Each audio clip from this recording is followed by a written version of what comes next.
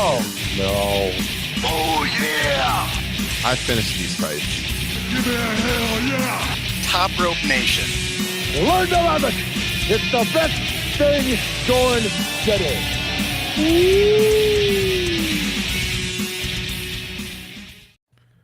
Happy Thursday evening. What's going on, everybody? Welcome to episode 255. Yeah, 255 of Top Rope Nation. My name's Ryan Drosty.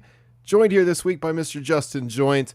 Kyle, out of the state right now, but Kyle did check in with a bonus show this week, which I will tell you about here momentarily. Justin Joint, how you doing tonight? Not bad, sir. I got to call BS on something. That whole, what happens in Vegas stays in Vegas. That's a load of crap because, at least speaking for myself, I came back with something. Oh, I did as well. Yeah. Been recovering from the old invisible enemy, have we? Yeah, officially my first time with it, although I would be shocked if there wasn't another instance in the past couple of years where I had it and just didn't know it. Yes. Also, as far as I know, my first time with it, but yes, both of us got COVID in Vegas during our Double or Nothing weekend, so been recovering from that, out of the quarantine stage now, starting to venture back into public, and the symptoms are going away mostly. I still, my throat, you can probably tell if you're listening to the podcast, my throat's still a little bit off, but getting better by the day. I mean, God bless all the scientists and people who made that vaccine, because there was about 10 to 14 hours where I had some of the worst body aches of my life, and I know it probably would have been a whole lot worse if I wasn't vaccinated and boosted. So props to all those people that put that together, because I wouldn't want to see the 100% version of that thing. 100%. I was thinking that too, man. It was like a couple of those nights were rough when I first got it. The chills, had that a couple of nights. It was not fun. So yeah, without the vaccine, it would have been a lot worse. So I'm thankful for the vaccine. And hopefully this will be my only bout with it, and can move on here. So yeah, getting ready to get back to the normal life. Hopefully, we've been watching a lot of wrestling around these parts, including last night we did our AEW Dynamite watch party over on the Playback app. We've talked about this on the show many times. If you're not joining us, you need to. It's a lot of fun. And last night's AEW was definitely one of the most divisive, I think, for us as a show in quite some time. Now, if you're a patron of the show, by the way, best way to support us, patreon.com/topropenation. You can actually watch that. I'll post, actually, I don't think I've actually posted it yet. I need to post it tonight. But every time we do one of those watch parties, there's a recording of it. And that's on demand for patrons. So literally on the recording, you can watch Dynamite and, our videos overlaid as we do the watch parties and stuff. And if you didn't join us last night, check it out. You can see how we reacted in real time to everything that was happening on Dynamite. It was not their best outing, in my opinion. Kyle was not a big fan either. So we're going to talk about that tonight. I guess kind of the state of AEW, their creative, coming out of Double or Nothing, which, as we talked about, we were in Vegas. We had a great time at Double or Nothing. It was an awesome pay-per-view. But since then, I mean, Justin, would you agree? This company is trending downhill quickly right now. Yeah, and it's not 100%, all their fault. They've obviously got some injuries that they're trying to work around. But, along those same lines, it doesn't feel like Tony's doing himself any favors with the way he's booking. It just all feels very chaotic and not in a good way. Yes, agreed. And yeah, there's other things happening that's not exactly their fault, but there's also some questionable decisions made last night, which we will get into. Everyone join us in the chat tonight. Thanks for checking out the show live. I see some patrons like Alan and Daniel here in the chat. Thanks for tuning in live as we record tonight. And if you're listening on the podcast feeds, make sure to hit that subscribe button, whether you listen to us every week or this is your first time. Leave us a written review. Would greatly appreciate that. And as I said, we are streaming live. If you want to join us all the time live, all you got to do is subscribe to the YouTube channel, youtube.com/topropenation. We're also streaming on our Facebook page, on Twitter, on twitch.tv/topropenation as well. So lots of ways to support what we're doing. I mentioned Patreon. Kyle did drop a bonus show yesterday, Top Rope Nation Extra. I think that was the 49th edition of Top Rope Nation Extra that we have done exclusively for Patreon.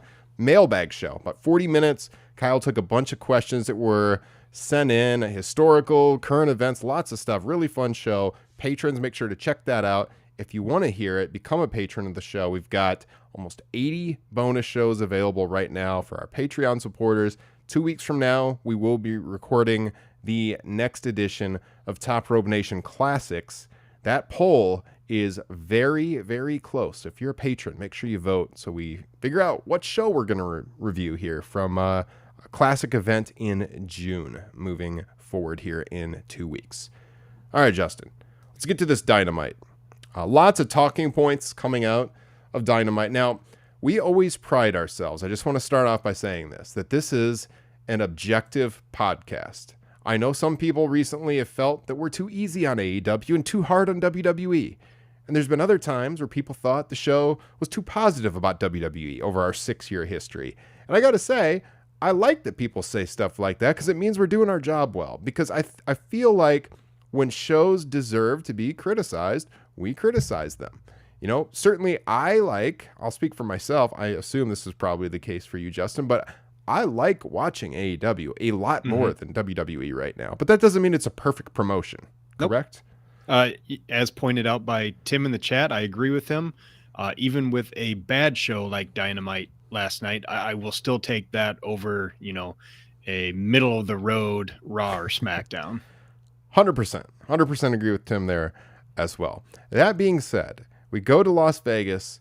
The promotion felt like it was firing on all cylinders. Well, maybe there was a few gripes here and there, but overall we were jacked for that event. It was a great pay-per-view. As we mentioned, or as you said, there's other things going on that have kind of, set them off course. Of course, the CM Punk injury, nobody foresaw coming. He just had foot surgery. He's going to be out a few months from that. So derailed the heavyweight title picture. The summer of Punk is no more. But, you go into what are you going to do with the world title? And they come up with this interim world champion situation. You can give or take on that. I'm personally not a big fan of interim champions. You, Justin, you've been a little more positive about the idea. Yeah, as I said on the watch along, the flaw with the interim championship is that it means they miss an opportunity. They, as an AEW, miss an opportunity to prop up the TNT championship, to make that a bigger deal. That was a big gripe of ours when Lesnar was champ and gone all the time. That was a prime situation for WWE to prop up the U.S. title or the Intercontinental title, make those look more important. So that's the one thing with interim championship that I think can be said as a bad thing. Other than that, I think it's fine, because the thing is that whether we have it or not, I think we're still going to end up wherever it was Tony wanted to go. Because I don't see any scenario outside of a shock MJF interim championship run where Punk doesn't end up beating the interim championship and we're right back to wherever the original plan was. Yeah, I think it's all this kind of overarching themes about like, what does this do to the lineage? Do people take it seriously or not? But I mean, I agree with you. In the end, you get that unification match. It can be a huge deal, especially if they do it at All Out, which I assume 99% is going to be in Chicago. From everything I've heard, it's going to be in Chicago. So if they can get Punk back in 3 months to do the unification match there, it's going to be huge. Whether it's Moxley or Tanahashi, who knows? But I'm certainly either match would be big. But Punk Tanahashi is what they were planning for Forbidden Door before the injury. So I would not be that shocked to see Tanahashi win the AEW interim title. What about you? Yeah, I think more so than Moxley, that would be a inspired choice. I think it would all depend on how much Tanahashi could actually work the next however months until Punk comes back. If he can actually be here in the States and work a decent amount of shows, I think he'd be a great champion. There are a lot of intriguing matches that we could see with him and other guys in AEW. Moxley would be fine. he's a little bit more uninspired for my liking outside of, you can say he was the first 2-time champ. A Moxley Punk match doesn't really do a whole lot for me. But I think that's kind of our big problem with the show last night, is that they had some good, no matter how you feel about the interim championship, they had some pretty interesting ways they could have gone about this, and doing, a lumberjack, or not a lumberjack, a battle royal to have that person face Moxley, to face, whoever wins out of Gato and Tanahashi. It's just not great. It's not all that intriguing, especially with some of the other options they could have gone with. Like, are we ever going to expect a long Eddie Kingston title run? Like, wouldn't have that been a perfect interim champion to go into a match with Punk at All Out, or really anywhere at that matter? I think there was a real missed opportunity, and we're going to get to it, but boy, it really felt like they shit the bed with Kyle O'Reilly winning. Yeah. So Tanahashi, like, this probably would be the only time he would win the AEW World title. So I guess, to your point of doing something unique, maybe that. Moxley, I think you said this on the watch along last night, and I agree with you. I'd rather see him win the title a second time where it means more, like not in the interim situation. Like, you want it to be a more legitimate championship victory for him. I mean, he deserves it. He's awesome. I'd rather see something more unique, since it's this oddball situation here. And I agree with you. Like, Eddie Kingston could have been phenomenal in this role. I mean, I'm a big Eddie Kingston fan. This guy could talk anybody into a building. He's one of the best talkers in the company. He has this aura of believability around him when it's a fight, I think. And it would have been, something different. Kyle had mentioned on his Q&A he did on Top Rope Nation Extra that I was talking about a few minutes ago, that he would have just done, a short 4-man tournament. He would have just taken the top 4 ranked people, which would have been Moxley, Wardlow, Cole, and actually Hangman, and just done a brief tournament with them. I can see why maybe they wouldn't want to do that, because you're going to have to deal out a loss to somebody you don't want losing.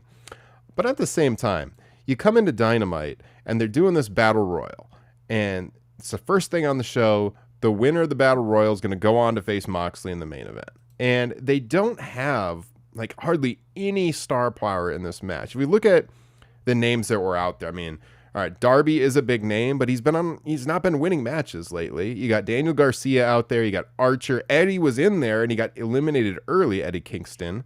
Tony Nese. Starks would have been intriguing. Powerhouse Hager, Hobbs. Yep. Hobbs, Phoenix, Swerve could have been intriguing. Keith Lee could have been intriguing. Who else we have out there? Silver, Max Caster. But these are not like Andrade. Yeah, he was the Joker, right, at the very end. Yeah. Now, like, these aren't people, though, for the most part, that you see as world championship contenders. Like, you would have liked to have seen some bigger names out there, I feel like. And once they took Eddie Kingston out, it was like we kind of tuned out a little bit on our watch along. We were like not paying attention that closely, because we were like, oh, that would have been kind of intriguing. And when it was Kyle O'Reilly that won, even though, he beat Darby at Double or Nothing, like, there was no chance that Kyle O'Reilly was beating Jon Moxley in the main event. There was no intrigue. Is it going to be a good match? Yeah, and it was. It was a good match. But there's no intrigue in who was going to win, whereas some of these other guys, maybe you could have made a case for them. So that really took me out of the show for a little while. And, I mean, you had the live, I think, much the same reaction. Yeah, absolutely. And that's the thing with Kyle O'Reilly, is that he feels like he's in the middle of kind of being, built back up into a big singles deal. And it's just weird, 'cause, we just saw him lose to Samoa Joe in the Owen Hart tournament. And then, now he's right back here losing to Moxley. And I just think some of those other guys would have been better served as being a more intriguing challenger to Moxley. Even if they're not a believable winner, at least there would have been some intrigue. Like if Keith Lee, if he had won, the Battle Royal and gone on to face Moxley and lost, I don't think that does a lot of damage to Keith Lee, but it still makes him look like a big deal.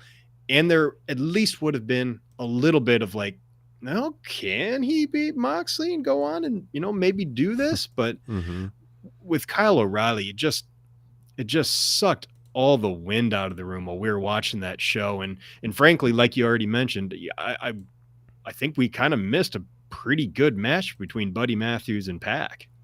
Yeah, I don't even remember watching the match, to be honest with you, because we were so disgusted with the way they did that.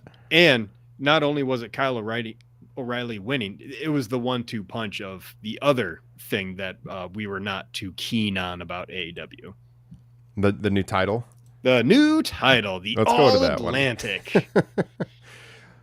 Look, man, anybody that listens to this show knows we don't like it when promotions just saturate themselves with championships. I mean, we talk about WWE all the time, unnecessarily having 2 world champions, although now it's unified and the guy's not on TV most of the time. Whole different discussion. But, 2 sets of tag team champions on WWE, 2 women's champions. We're not fans of that. We like prestige with our championships. And there's been this rumor for a long time that AEW is going to have a trios champion. And I can get behind that. They got a lot of trios teams that would be very interesting. It's different. What this promotion does not need is another singles championship. And I was just completely dumbfounded for many reasons, Justin. Let me just show it on the screen here. When they unveiled this belt, which, it's an all right looking belt, although I like it. It's a good looking belt. I will say though, a lot of their belts are starting to look the same. Yes, I absolutely agree with that 100%. This actually, if you take the flags off, this is almost a dead ringer for the women's championship. Yeah, and the Owen belt too that they just had. The other thing that's really weird about this, Justin, so what a weird name, the All-Atlantic Championship. So apparently, this is going to be their version of a intercontinental title. So I guess they have their TV champion with the TNT championship. Why would you call a continental belt? Why would you name that after one ocean? And then why does a belt called the All-Atlantic have the flags of China and Japan on it? Which, I know you're not a geography major, Justin, but I'm pretty sure do not touch the Atlantic Ocean. I don't know what. It doesn't make any sense to me. We were like, if you go back and you watch the recording of this watch party on Patreon, you'll see our jaws drop. Like, what? We thought for sure it was the trios title coming. I mean, if you're going to put these other flags for countries that aren't part of the Atlantic, you're basically screaming this is a world title of which you already have one. Yes, because that was the thing. Like, I joked about this on my Twitter page about how, if you want a title that it represents every country, you already have it. It's the world title. And then I got a bunch of replies of people saying, no, this is their intercontinental title. And it's like, yeah, I get that. But they emphasized multiple times on the show that this was for all the countries out there who watch AEW. And it's like, yeah, you have a world championship. That's, the point. I don't know. I mean, I don't get it. It would be weird, but I guess the only interesting thing you could do with it is if only certain countries or people from certain countries could hold the title. That doesn't make any sense. But so there was 2 things about this that bothered me. One is that, they started a promo saying we're introducing a new title. And I think you and me at the very least got very excited because we assumed it was going to be the introduction of the trios title. And it just so happened the promo started and Kyle hopped into the room. Yeah. And I was like, Kyle, hush, watch. I think they're introducing the trios titles. And then it was like, what? The All-Atlantic? All-Atlantic. So my big problem, this would not bother me all that much if their television was not oversaturated with other belts, with the FTW belt and the just presented Owen Hart tournament belts that are out there now. We're constantly seeing Ring of Honor belts out there all the time and being defended on the show. It would mean something, but I mean, are we just heading towards, a promotion where everybody gets a participation belt? Isn't that like so much what this feels? It feels like every single match they have, somebody is walking out with a belt. Yeah. I don't like it. I don't like it at all. It's kind of like that, that Oprah gif You get a belt. You get a belt. You get a belt. I mean, my God, come on. It's just, it doesn't make, like, again, a trios title it's so different. That would be totally fine. I don't need another singles belt. And the other funny thing was when Kyle threw out the idea of just doing like a 4-man tournament, my initial thought was, well, we just got done with a tournament. It just feels like that would kind of throw sand in the face of that if we go right into another one. And then, of course, like, well, not only are they still kind of basically doing a tournament for this interim championship, but they're also doing a tournament for this All Atlantic championship. It's just, it's so, that's part of the, like, the whole bad chaos thing we're talking about watching the show. It's like, I don't want to use the word confusing, but it just feels like that car crash television a little bit where your head's kind of spinning a little bit watching it. Mm-hmm. So during the match with Buddy Matthews and Pac, JR was mentioning a lot about, their success in the UK, that they're the #1 wrestling promotion in the UK. Let me ask you this. Would you rather it just be called a European championship? Because, I mean, clearly they're going to tour Europe in the not too distant future, I believe. I know it's been kind of in the works with them a little bit behind the scenes. I don't know exactly when it's going to happen, but it's happening. They're going to do a European tour. So I assume that they're announcing this belt because, those plans are getting put into motion. Would you rather it just be called the European title?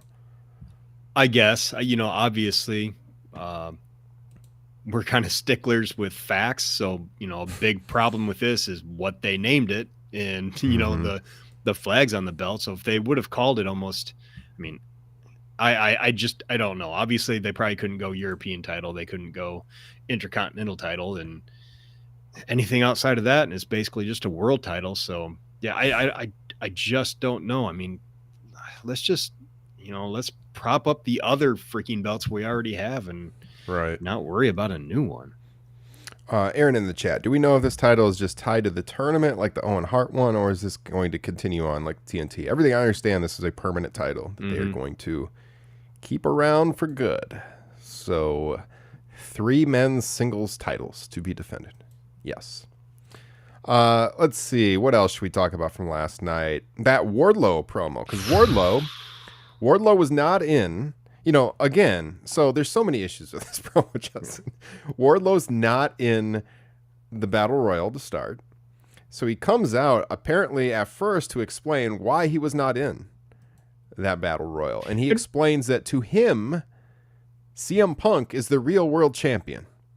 So he does not want this version of the title. Like apparently he would want to defeat CM Punk for the world title.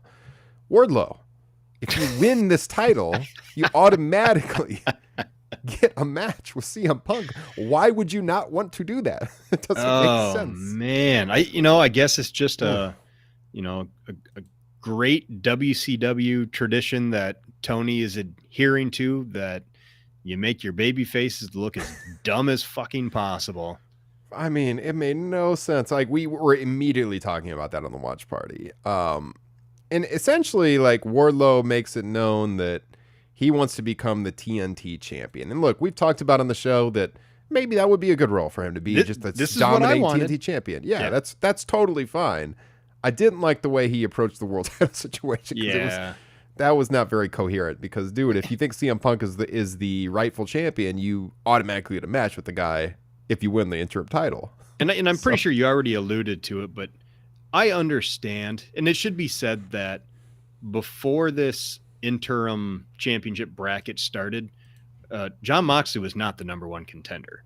Tony kind of finagled some things, switched some things around to get whatever he wanted out of this. Because I'm pretty sure Wardlow, who has been under an AEW contract for 2 weeks. I know this is nerdy, guys. I'm kayfabe here, just like, Do it. I like this take. Just like, their rankings are kayfabe. He has been an AEW contracted wrestler for 2 weeks, and he was already the #1 contender. Wardlow, that is. Now, I understand that you do not want to hurt if you have no intentions of putting the interim championship on him, or at least giving him a very long run. You don't want to hurt his current push. You don't want to waste the entire story with MJF.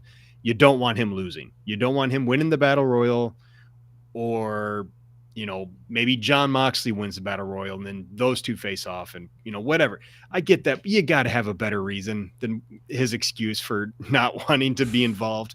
And that was the other, like, all of the big stars who were not involved with that Battle Royal, like, it just didn't make, you know, no Jericho, no Hangman. It just, the entire thing just doesn't make sense. And it's just so messed up. So yeah, I've lost my train of thought, buddy. Save me here. No, I mean, all right. So Hangman is particularly egregious because, like, wouldn't the guy be pissed that he lost the world title? Here's an easy way to get the title back. Like, you're telling me the former world champion can't get in the Battle Royal? Like, of course he could get in the Battle Royal. No, instead he's wrestling David Finlay.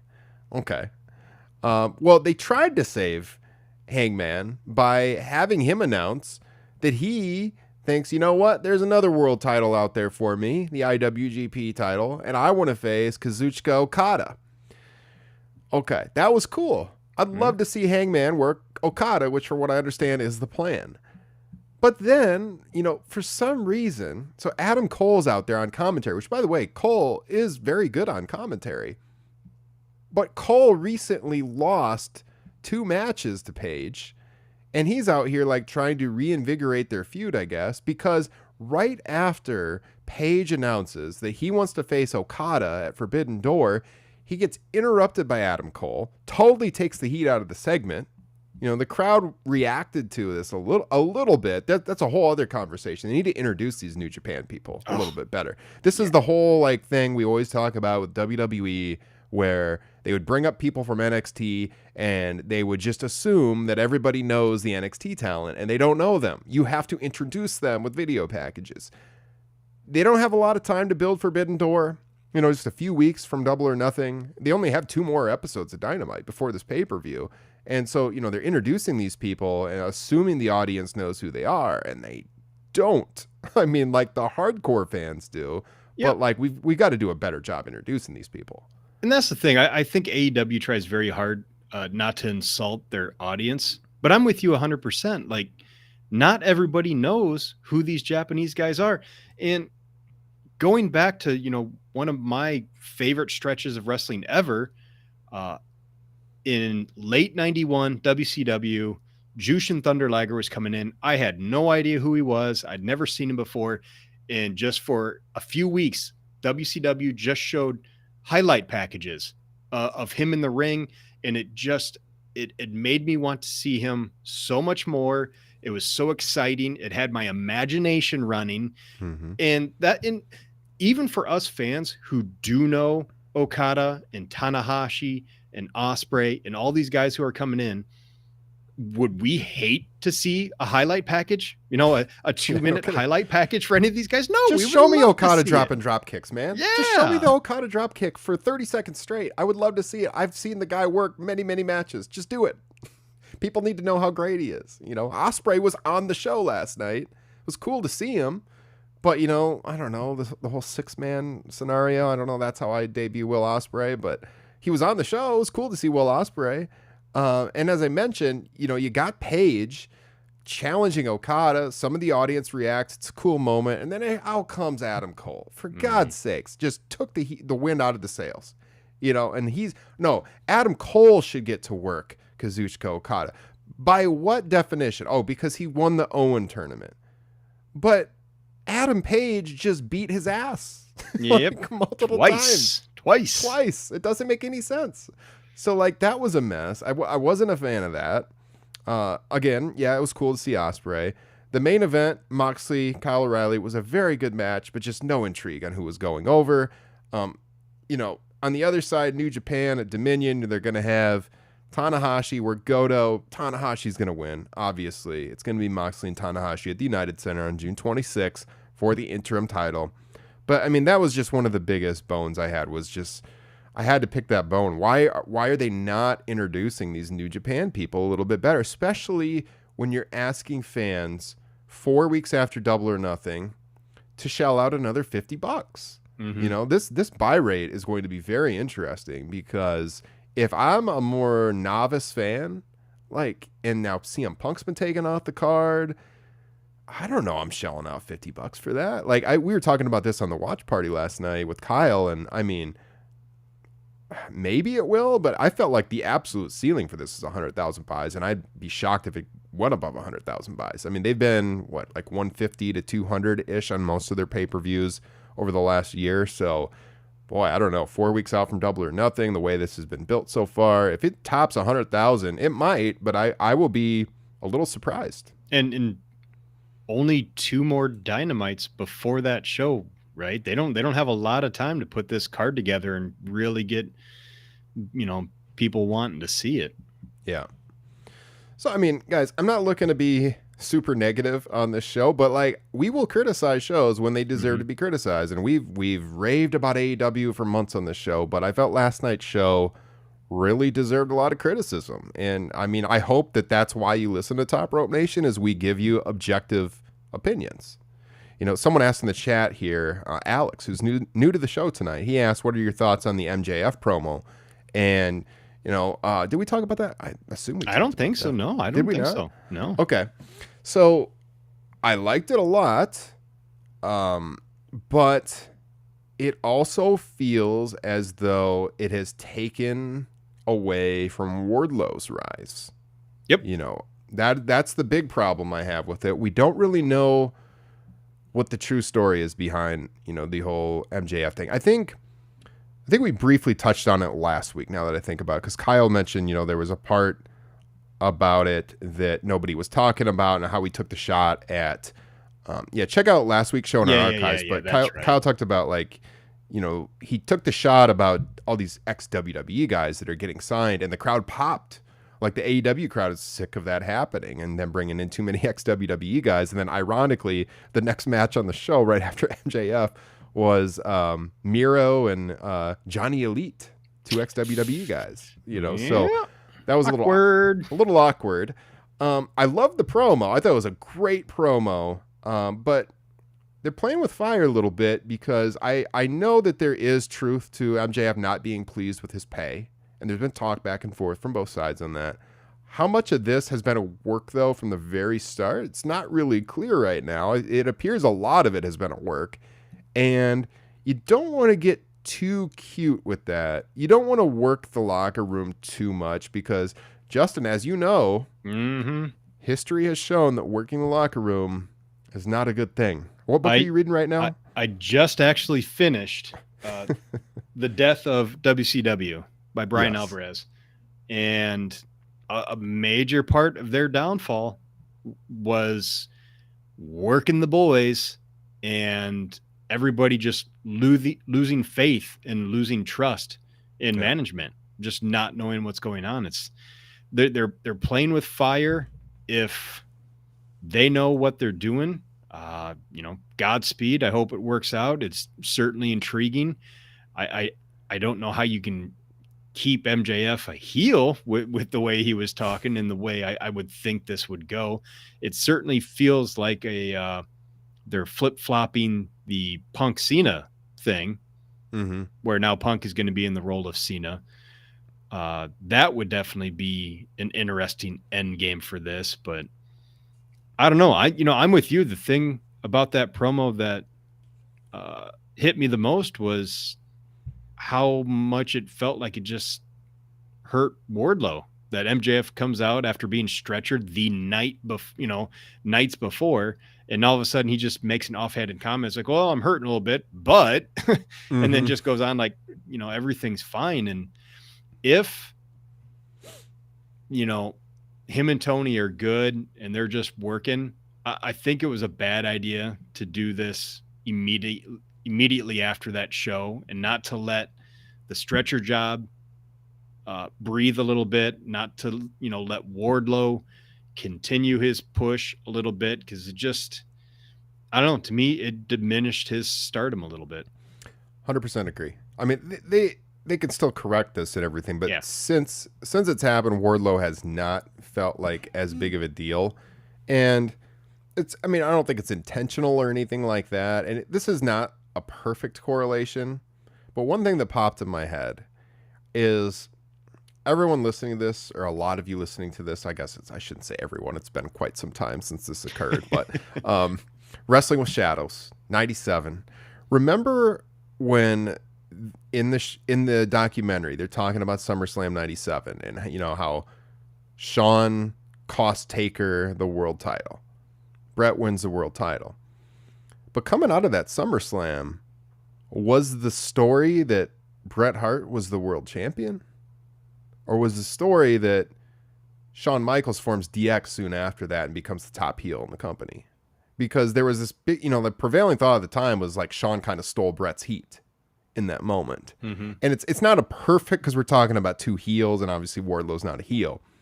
But you don't want like that dynamic again. I mean, think back to the fall of 97. Bret was the world champion and he's working, like undercard matches. Like he wasn't the man anymore. And, he coming out of here, you want Wardlow should be the new top ascendant star. He should be the ascending star. He should be one of the top faces on the program. MJF's not on the program right now, but everybody's talking about him. He lost, but everybody's talking about him for good reason. It was an excellent promo. Yeah. But what does this do for the other guy? That's what you got to be careful about. And what is this building to? Are we looking at a St. Valentine's Day massacre between MJF and Tony Khan here? I mean, what's going on? This is the end game here. Yes, in a few months, that's what we're getting to. So yeah, altogether, AEW was mostly a negative last night. I was not a great show. Hopefully they correct things. Great in-ring work, which is the least surprising thing when it comes to AEW, but everything surrounding that is just, not good. So how did it do in the ratings? They were down a little bit, not too much from last week. 939,000 viewers on TBS. They actually topped cable 18 to 49. It was a 0.34 rating, which is actually down 15% from last week. And it was also, let's see, the lowest 18 to 49 they've done in about a month. Not huge, but it was down a little bit. Number one on cable because the NBA Finals was on regular broadcast television last night. Go Celtics! Justin's Celtics took the 2-1 lead. Love it. So kind of a mixed bag all around for AEW. I guess, Justin, we have some time here to talk about a few more current events. Should we shit on other promotions? Who else deserves it out there? Now, there's a lot. I mean, there's so much going on in wrestling right now. Sometimes summer months kind of, it gets a little slow. Not so much this year. Of course, we mentioned Punk had the foot surgery. They haven't announced exactly what the injury is with Punk, but I've heard he has a broken foot. So I don't know how many bones in the foot are broken, which bone is broken, whatever. Recovery time, they're keeping it pretty close to the vest, but I've heard a few months, so we'll see. Cody Rhodes this morning had surgery on his torn pec.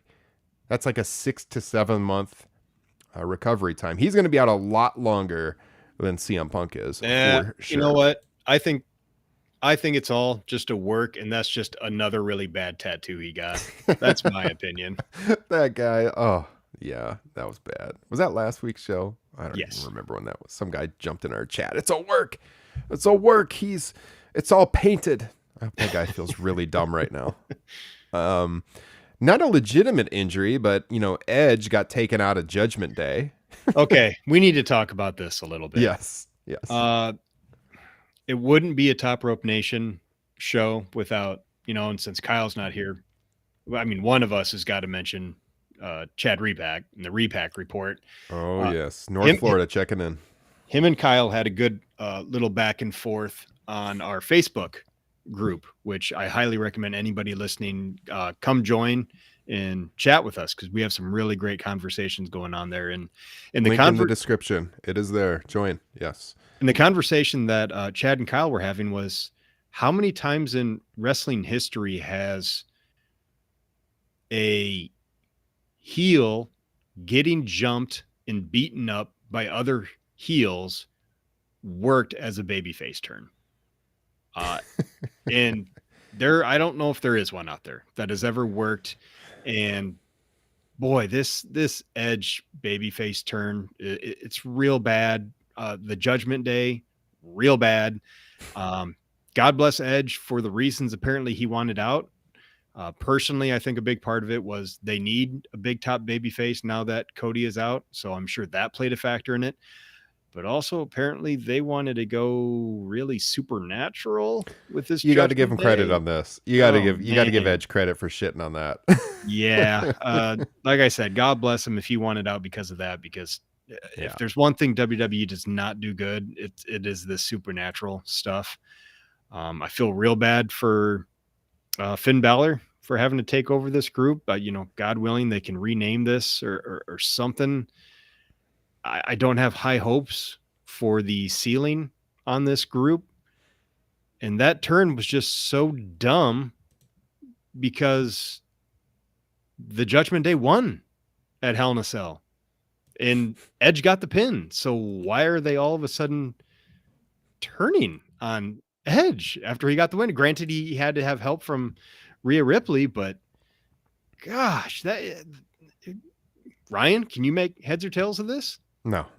Okay. I can't even begin to try, other than basically, day of the show, because they didn't change the theme song even after, Edge was out. Like, it still had Edge on the intro of the theme song and everything. I mean, I think it was very last minute. Basically, Edge said, I'm not interested in doing this supernatural garbage. And they were like, all right, you're out.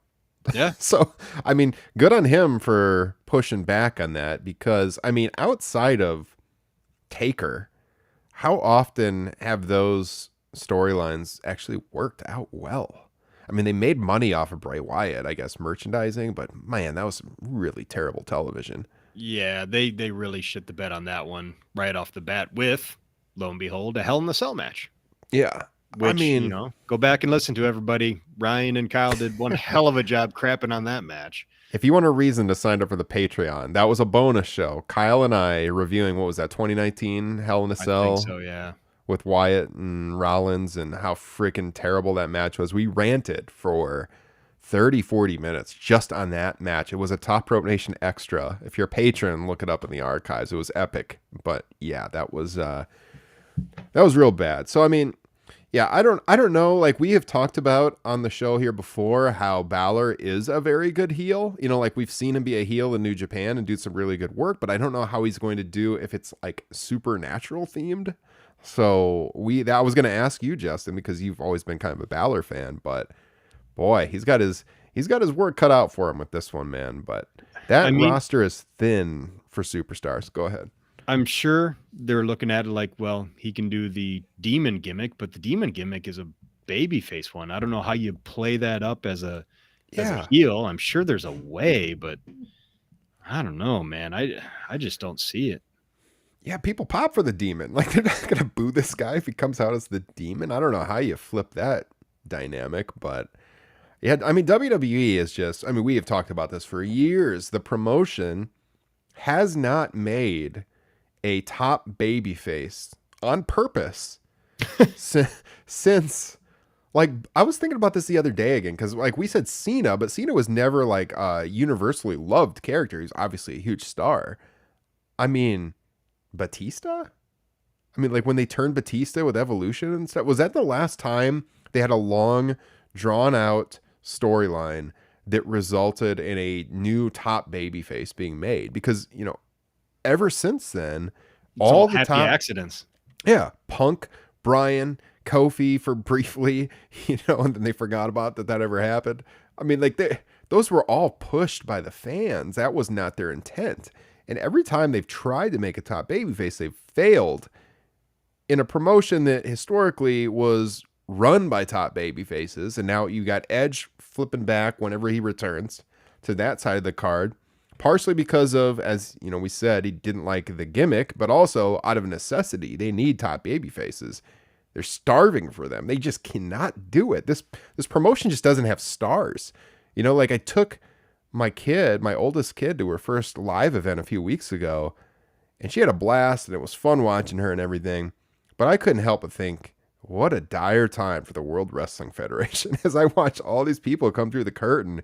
And it was like a nobody, followed by a nobody, followed by a no. Like there was hardly any star power in that show until we got to Reigns in the main event. And that, I think it was the last house show he worked. And he obviously is a star, and he's not there. You know, this is the next point. Good for him too. Like I wouldn't work if I didn't have to. If I could get paid a lot of money, and he's earned it. But the guy's your unified champion now. He worked WrestleMania. He worked WrestleMania Backlash May 8th. He's worked some live events since then, as I just said. But he doesn't look like he's working another match on television until the end of July. And, I mean, he's going to work SummerSlam July 30th. He's going to work Clash at the Castle September 3rd. That's all we have confirmed. It looks like he's probably going to do a television match with Riddle at some point in time.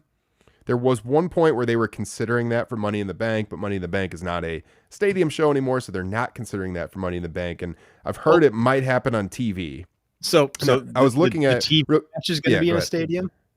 No, but if you could find a prestigious venue, now this is a guess for me. This is not a report, but I did look at their upcoming television schedule. Oh, I think we talked about this when we were talking about Cody maybe winning the championship.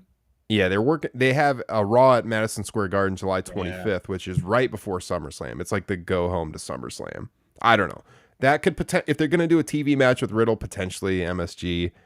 But outside of that, I mean, there was no other there's big venues, but nothing that's historical or anything that you could make the case for Roman to work a TV match at. So you've got the unified champion who has worked one match since WrestleMania, and potentially not working again until the end of July on television. And now, I mean, I've seen some outlets walking back their reports who said that Reigns was going to continue working television regularly. And we said right from the start that was not the case.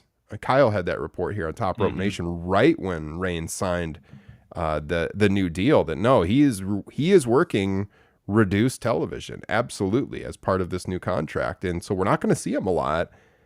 And I mean, this could evolve into a huge conversation about should they have unified the belts, etc. But I mean, the big point is that they don't have superstars, and one of the few that they do have is not around right now.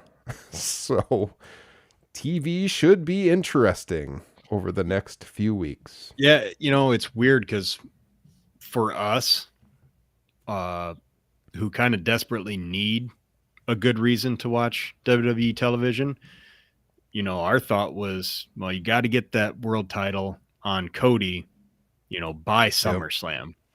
And now that he's injured, for us, it sucks because obviously that's out the window. It kind of works out perfect for Cody because it sure seems like the timeline would put him back right around the Royal Rumble. And it just seems like a no-brainer. If that's the case, just have him win the Rumble and win the title at WrestleMania. I don't care about Roman Reigns and The Rock. Maybe you have Cody come back and beat Roman at the Royal Rumble for the world title. As far as Roman Reigns, in your point about them not having baby faces, the big rumor is that they're going to do Reigns and Orton at SummerSlam.